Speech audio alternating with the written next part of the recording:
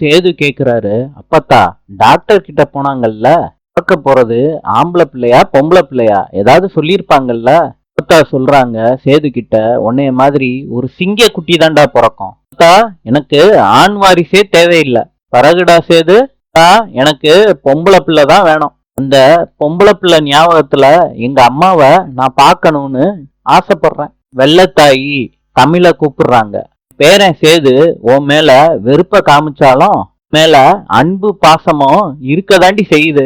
என் பேரனுக்கு உங்க அம்மா மாதிரி பொம்பளை பிள்ளைய பெத்து கொடுத்துட்டேன்னு வையி, நீ செஞ்ச தப்பையெல்லாம் மன்னிச்சு உன்னை மறுபடியும் ஏத்துக்கிறதுக்கு வாய்ப்பு இருக்கு தமிழ். தமிழ் அழுகுறாங்க.